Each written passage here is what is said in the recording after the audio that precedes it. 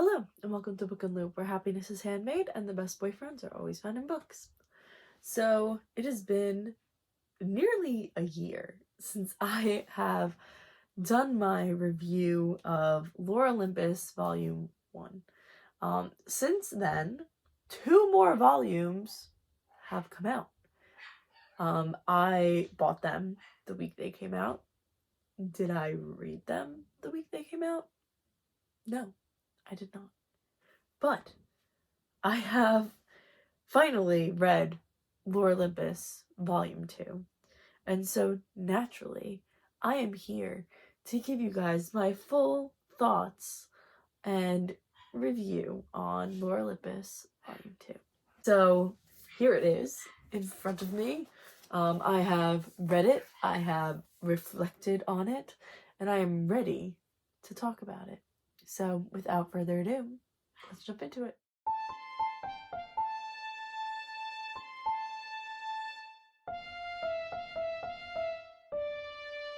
So, Lore Olympus, Volume 2.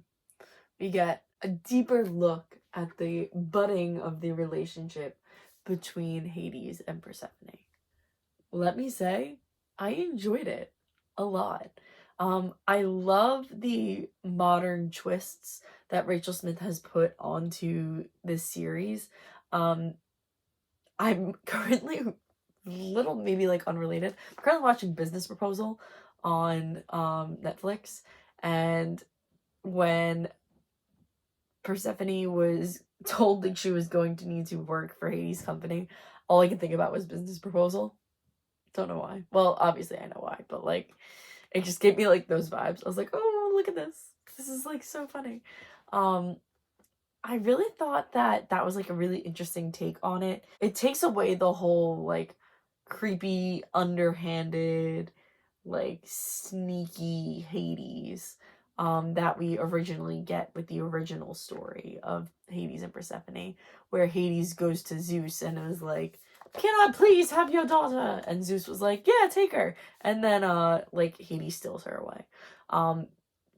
She spends time now in the underworld, and the two are building a connection and they're building a relationship with each other outside of the context of the original story, where Hades kind of brings Persephone down against her will, and then from there she kind of is almost tricked into staying down there, even though she does ultimately not regret the decision.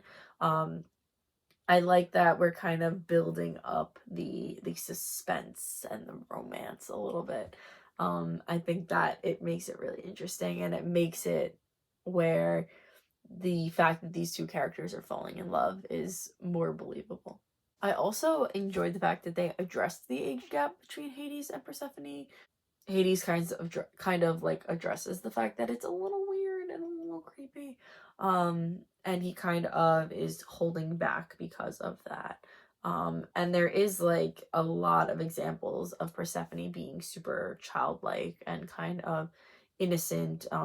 You can clearly tell within the story she's very new to the world, and you kind of have that disconnect between her and the rest of the gods and goddesses that are around her, because she doesn't know as much as they do. And I love Hecate as like a character within mythology. I also loved her in this, that she's kind of Hades' like voice of reason. I like that she kind of goes to him and is like, you need to like get your act together, and you kind of need to have more respect for Persephone. Don't mess with her because she's so young and impressionable, and you don't want to ruin her reputation just because you're who you are, just because you're Hades, and don't be kind of who everyone expects you to be almost.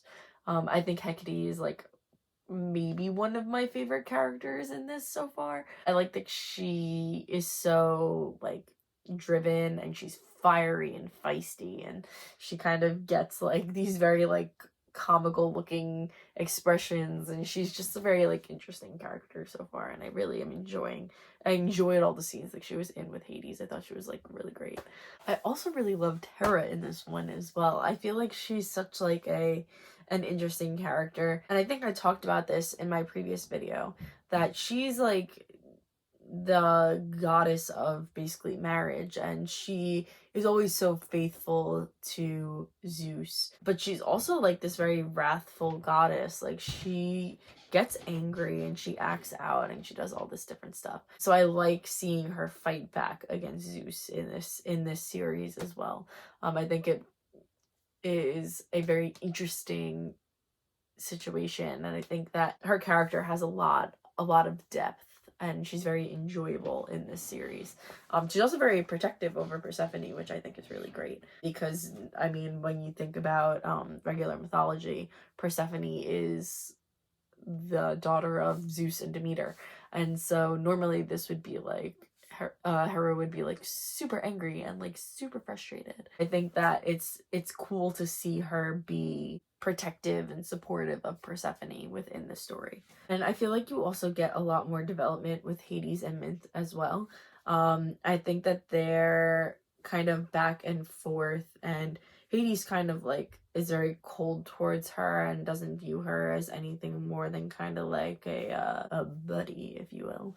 And Mint kind of just like wants so much more from him, but at the same time doesn't want to admit that she does. A very interesting kind of character personality to have. She wants to be like Miss Independent and doesn't want to need him, but at the same time is really fighting those feelings of needing him. But she is like so fiercely independent. I think that Hades is more drawn to Persephone because of the fact that she does on some base level genuinely need him. She seeks him out, she seeks out his company, she seeks out his protection. She looks to him as kind of being this older, wiser figure that can give her protection. Whereas you kind of have she can like take care of herself, she can hold her own, but that doesn't mean that she's not vulnerable, and the fact that she would like to, you know, be the person that Hades wants to be with, you know. You get like a lot of her like insecurity through that within this, which I think was so cool. While there wasn't like overly a lot of mythology aspects within this one, you get a lot of in-depth looks at the characters that were introduced during the first volume. So like, yeah, we know who Mint is, but we get more of an idea of her personality within this one. The same thing with Hades and Persephone. I think the only like new character that we get introduced to, I believe, is Hecate. And Hestia actually makes an appearance too, which I was so excited about because I love Hestia. But my one thing was that I always have had the idea that Hestia is this very gentle goddess. She protects the home. She's kind of there to be the quiet protector. She watches over everybody, make sure everybody's safe. So it kind of was like thrown a little bit that she was kind of very harsh with Persephone, kind of just about the whole thing with like her being in Hades' realm. She kind of like seems very like shallow in this, in that she takes Persephone's coat that Hades gave to her. I feel like it wasn't necessarily on par with the way that Hestia would act. While she is a maiden goddess, I don't necessarily know that she would force that on to any of the other goddesses or punish them for having these very real emotions, and these desires beyond being like the pure one. So I'm very interested to see like where it's going to go from here. In this one, we kind of had Hades and Persephone deal with not only their age gap, but also kind of just their very like different worlds. You kind of, the one thing that I was like super excited about was that you kind of finally get a glimpse of how powerful Persephone actually is. She's very insecure about her powers, and she doesn't feel like she really adds very much to the world as a goddess. And Hades is kind of like, no, like you do, like you're important, blah blah blah, whatever. And then in that scene where she accidentally ventures into Tartarus because Mint sends her that way, you have her a real big display of power, and you kind of see like just how scary she could really be. And even though yes, Hades does come to her rescue. Did she necessarily need him to? I don't think so, but it's very it's cool that now we're kind of moving away from that very soft, innocent Persephone that we saw a lot in book 1, and even in the beginning of book 2, where you kind of still have her reeling and feeling distraught over everything that happened with Apollo during book 1. You kind of now are getting more of a glimpse of that fire that lives underneath her skin, because Persephone was such a great queen of the underworld. Hades gave her a lot of power and a lot of respect when they were married, and she would come down, and she was the queen of the underworld. She wasn't just like Hera doesn't have the same amount of respect and the same amount of power that Persephone does in the underworld. It is interesting to now get like a glimpse almost of that power that Persephone is going to be eventually coming into full-fledged in the next few books or chapters. I don't know, I think that it's very interesting, and I love that these two characters, there is conflict in that they really shouldn't be together even though they desperately want to. I feel like this volume went a lot faster than the first one. The first one, I feel like there was a lot there was a lot to unpack. This one was more so diving more in depth to Persephone and Hades. The other one, you were introduced to a ton of people, you got a lot of backstory, there was a lot going on with the mythology itself. This one was mainly just story for Lore Olympus, rather than it being like actual mythology, which I actually didn't mind as much as I thought I would. I was excited and kind of ready to kind of dive deep into the mythology again in this video, but there really wasn't too much to dive into. A lot of it was new story or building upon what we learned in the first book.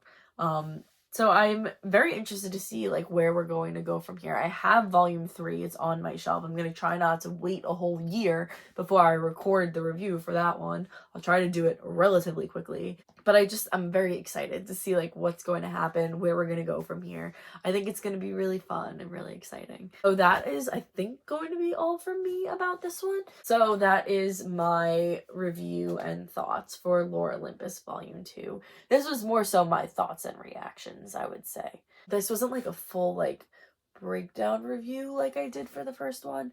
I think that this one was just very different from the first volume. So I'm interested to see, who knows, maybe in the third one I'll do like another like full breakdown depending on what's in the story. So yeah, that's going to be all from me. I hope you guys enjoyed this review of Lore Olympus Volume 2. I hope you guys are also enjoying reading these. I think that they're so interesting. I'm a total, like I said, total Greek mythology nerd, so I'm enjoying these. And yeah, so I think that's going to be all from me. I hope you guys enjoyed, and happy reading!